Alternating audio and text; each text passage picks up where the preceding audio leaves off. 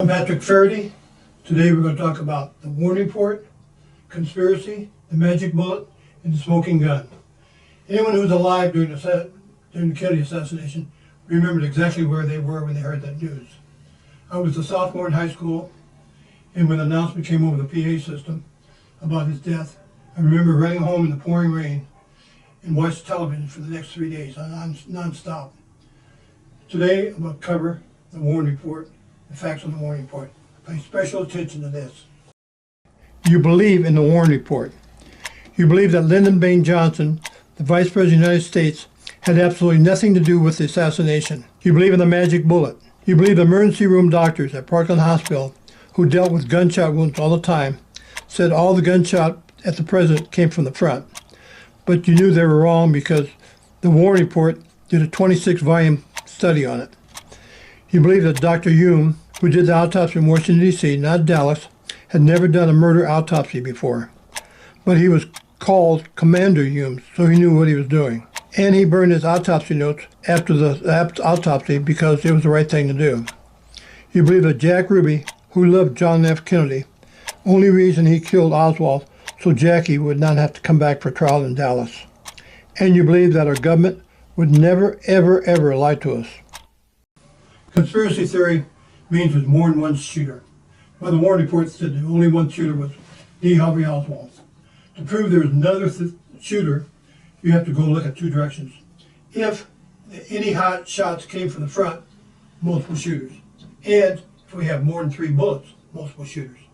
There are 2 people that caused all kinds of havoc to the Warren Report. First one was a dressmaker named Abraham Zapruder, who on this day brought his Bell & Howell movie camera, and he captured the whole assassination on film.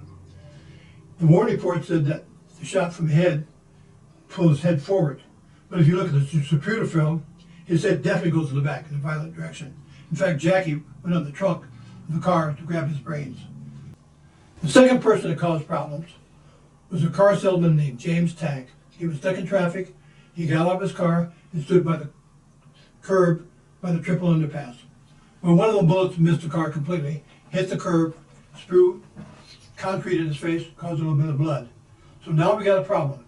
We got 2 bullets and 3 wounds. So now one of the staff members on the Warren Report, named Alan Spector, who later became senator, came up with a single bullet theory. And here's the diagram. He said it went to the back of the neck, through the throat, and then went down to Conley. It's all fine and dandy until you look at the coat. Houston, we have a problem. I mean, Dallas, we have a problem. If you look at the coat, where's the bullet hole? It's in the middle of the back, not in the collar. So now the single bullet theory becomes the magic bullet. And what a bullet. This thing goes up, down, sideways, down. So to believe the Warren Report on the magic bullet, the bullet came in his back, up through his throat, went down, took a downward shot, hit Conley in the back, went through his chest, broke a 5th rib, and shattered his wrist. Where did they find the bullet? Supposedly they found the bullet on the gurney of Governor Conley. Here's the magic bullet. There's no scrapes, no dents, nothing. We have another problem. Governor Conley said he was not hit by the same bullet. How can that be? Well, he said he heard the sound. And the Zapruder film, if you look at it, the president's got his hand on his throat, and Conley's looking over to his right. As you come around, you see him hit. But now the smoking gun. One of these pesky doctors from Parkland, Dr. Robert Shaw, who treated Governor Conley, said the bullet hit his back near his shoulder blade, went out the chest, hit his wrist, and went into his leg. And not moved. It's still in his leg. It did not exit from there at all. So now, the Warren Report, the magic bullet, is a big fairy tale.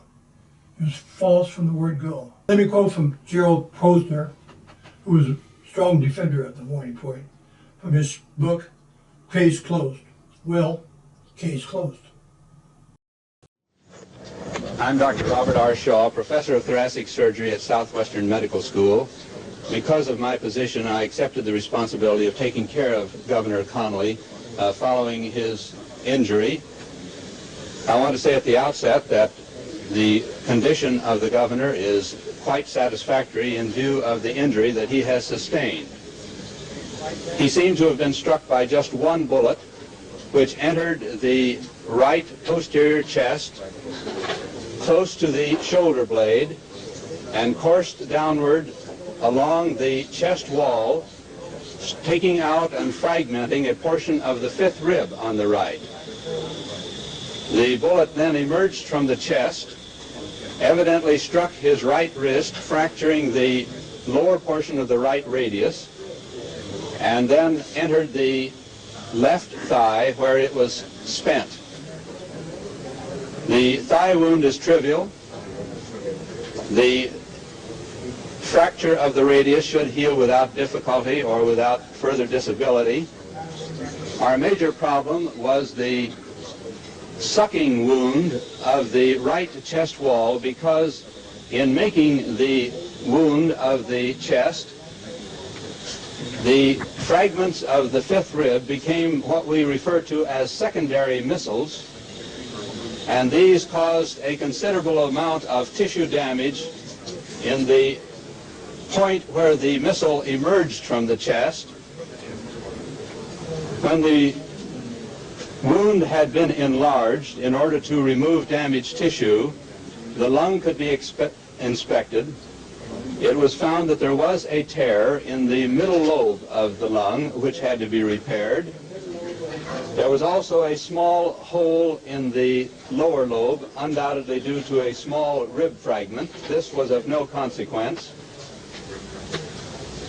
The major problem was a matter of completely controlling all bleeding points, removing all damaged muscle and tissue, and then securing a tight closure of the chest wall so that the right lung could be re-expanded.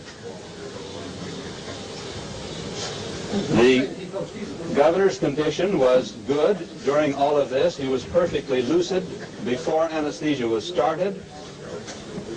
And from what we know about his injury and his condition at the present time, we have no reason to believe that he won't completely recover without significant disability of any sort.